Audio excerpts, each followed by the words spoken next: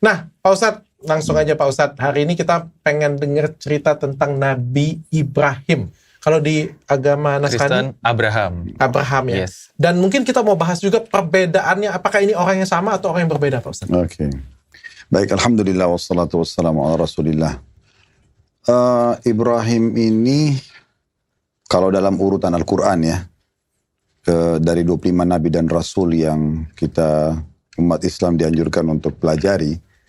Jadi setelah Nabi Adam, Nabi Idris, Nabi Hud, Nabi Saleh, Nabi Ibrahim. Beliau yang kelima gitu.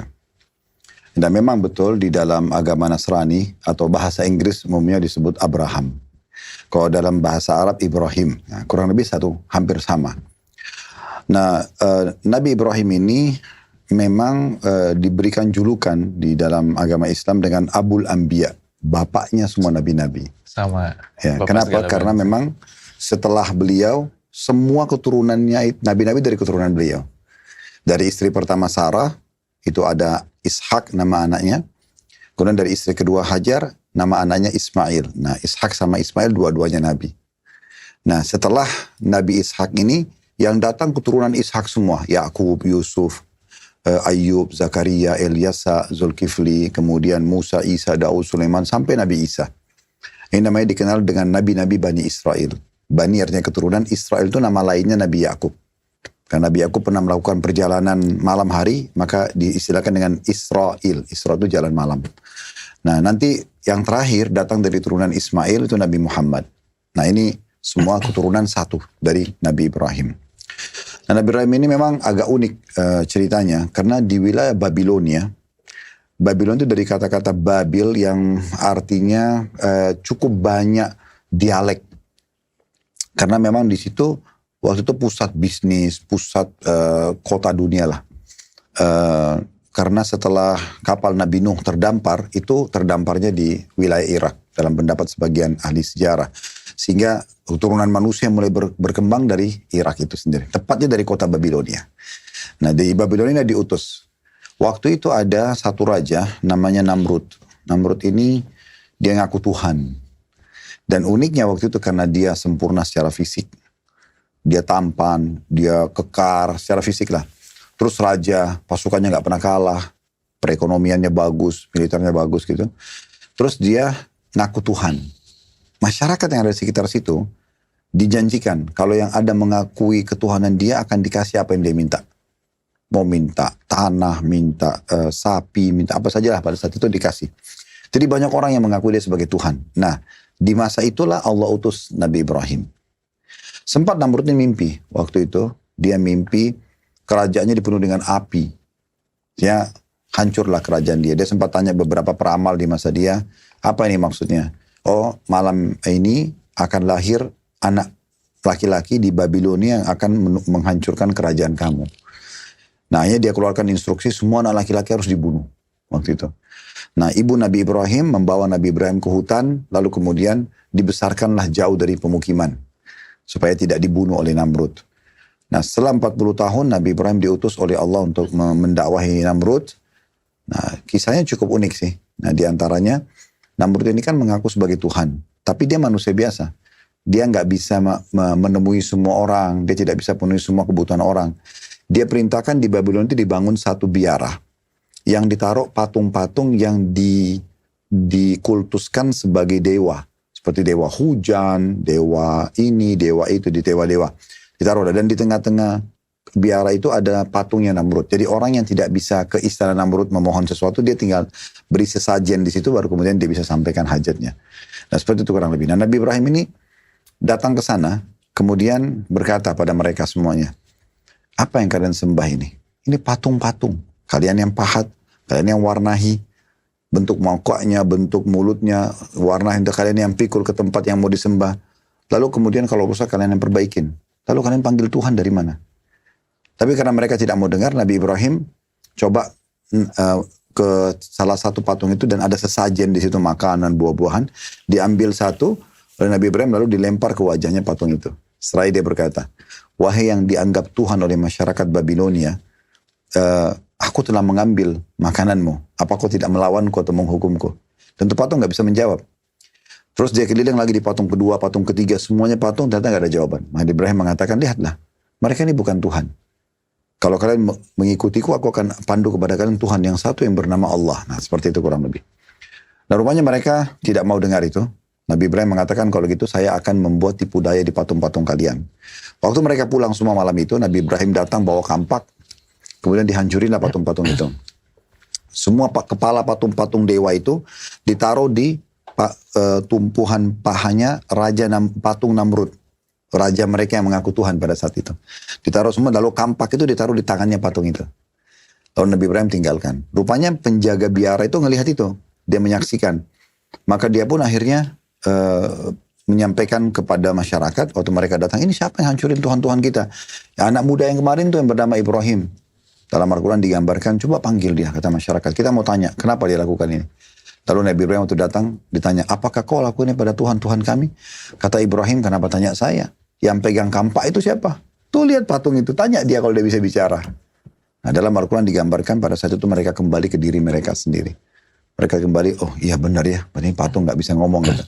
Tapi mereka bilang, ada satu orang yang nyeletuk bilang, udah kita laporin ke Tuhan kita yang paling besar Namrud. Pergilah ke Namrud. Nah, waktu ketemu sama Namrud ini, ngobrol sama Namrud ini punya satu tradisi, dia kalau tiba pagi hari, dia udah pakai baju kebesarannya segala macam, itu ada tirai antara dia sama masyarakatnya. Kalau diangkat tirai itu, maka akan terlihat permata-permata yang ada di mahkota dia, di singgasananya, yang membuat orang-orang itu kayak makin terpukau menganggap dia Tuhan. Nah, serentak waktu tirai itu diangkat, mereka sujud semua. Nah, waktu itu Ibrahim AS datang ke situ. Hadir. Waktu diangkat tirai, semua orang sujud kecuali Ibrahim. Namrud nanya, ini siapa orang ini? Kok ada orang berani gak mau sujud kepada saya?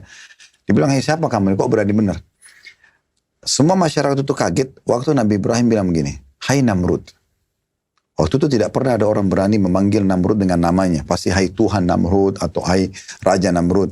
Dia bilang, hai Namrud, bagaimana bisa kau mengaku sebagai Tuhan sementara kau manusia biasa seperti saya? Kamu juga punya ibu, kamu lahir sebagai bayi, kamu anak-anak, kamu juga remaja, dan kamu sekarang sudah tua. Kamu pun akan mati seperti manusia yang lainnya. Tuhan itu, Allah, dia yang menghidupkan dan mematikan. Namrud karena tidak mau dipermalukan, dia bilang, saya juga menghidupkan dan mematikan. Mau buktinya? Kata Ibrahim, iya. Apa buktinya? Namrud suruh ambil 2 orang yang dipenjara, yang memang pelaku kriminal. Lalu kemudian Namrud bilang pada pengawalnya, bunuh yang satunya bebasin. Lihat Ibrahim, saya juga menghidupkan, saya mematikan. Saya membunuh siapa yang saya mau, saya biarkan hidup siapa yang saya mau. Tentu ini kebodohan, karena yang disuruh pergi sudah hidup dari awal gitu ya. Lalu Nabi Ibrahim diingatkan oleh malaikat Jibril, mengatakan orang ini kalau kamu dialog di situ, dia akan terus bantah. Ajak dialog ke langit. Maka Nabi Ibrahim bilang, Allah itu memindahkan matahari setiap pagi, setiap hari, dari timur ke barat, terbit, terbenam. Apa kamu bisa? Maka Allah mengatakan dalam Al-Quran, fabuhita alladzi kafar. Maka orang kafir itu gak bisa nyaut, gak bisa jawab lagi, karena dia gak bisa kalau matahari dipindahkan ini, dia gak bisa sampai ke situ. Maka Namrud pun akhirnya bingung, mau diapakan ini Ibrahim? Dia meeting segera dengan penasihat-penasihatnya, kita apakan? Saya mau bunuh Ibrahim, tapi harus matinya yang spektakuler. Gak boleh mati biasa. Kalau cuma penggal lehernya, tusuk perut itu udah biasa. Harus mati yang membuat orang lain kapok membatalkan ketuhanan saya. Setelah diskusi panjang lebar, bakar.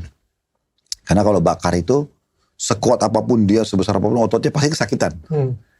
Udah bakar api, dibakarlah api. Dalam beberapa riwayat disebutkan tuh api itu bahkan dibakar sampai 40 hari. Karena lamanya dan besarnya api itu. Setelah itu Nabi Ibrahim didatangkan lalu dilempar ke dalam api tersebut.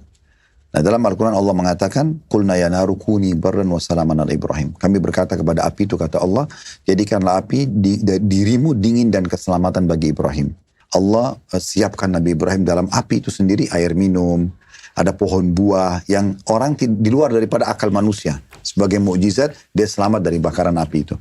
Nah, setelah sekian hari dibakar, dipadamkan, mereka kaget Ibrahim masih hidup. Maka Namrud pada saat itu pun bingung. Gimana ini? Orang ini dibakar pun tidak mati.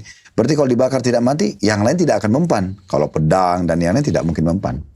Maka Namrud pun bingung, dalam kondisi dia bingung, akhirnya Allah datangkan kepada dia seekor nyamuk. Ada juga yang mengatakan lalat. Yang nyamuk atau lalat ini masuk ke dalam hidung dia. sampai ke ujung hidungnya dan tidak keluar selama 3 hari.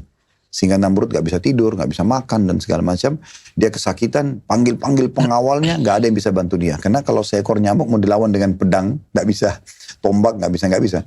Sampai dia meninggal. Waktu dia meninggal, semua penasihatnya mengelilingi dia dan melihat sendiri nyamuk itu keluar dari hidungnya. Tersebarlah berita, raja atau Tuhan Namrud meninggal dibunuh oleh seekor nyamuk. Gitu. Nah pada saat itu. Nah terbantahkanlah ketuhanannya. Nah setelah itu Nabi Ibrahim AS pun pindah ke negeri Syam.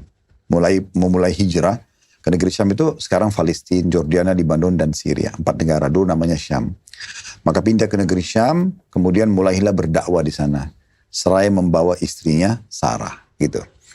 Nah di situ dia mulai bertemu dengan orang-orang yang juga masih belum mengenal Tuhan.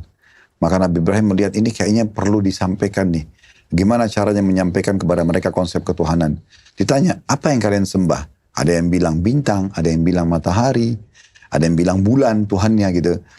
Maka Nabi Ibrahim sengaja, nama-nama yang disebut ini Nabi Ibrahim sengaja di depan mereka bilang, apakah ini Tuhan? Ditunjuk bintang-bintang tersebut. Iya, mereka bilang iya. Nabi Ibrahim bilang, kalau gitu saya akan coba memperhatikan. Karena Tuhan pasti tidak akan meninggalkan saya. Ternyata tiba pagi hari, hilang. Karena terang matahari kan, hilang, gak ada. Oh, gak mungkin ini Tuhan. Ibrahim sengaja membuat mereka berpikir. Lalu kemudian mereka bilang, oh ada lagi yang mengaku Tuhan, bulan. Di pertengahan bulan itu, di pertengahan bulan kalau sekarang itu kan ada bulan purnama. Nah, itu nanti akan kelihatan. Nabi Ibrahim tunggu. Pas datang, lalu kemudian Nabi Ibrahim bilang, inikah Tuhan yang kalian bilang? Iya. Baik, saya coba tunggu.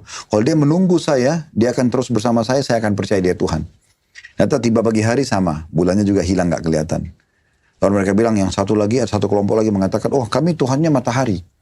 Oke kita tunggu matahari, terbitlah matahari. Nah, Nabi Ibrahim bilang dalam Al-Quran, Allah bilang, hadza akbar. Nabi Ibrahim sendiri bilang, ini lebih besar nih. Lebih pantas untuk jadi Tuhan, tapi kita tunggu. Dia menunggu kita gak? Ternyata terbenam matahari, matahari juga hilang.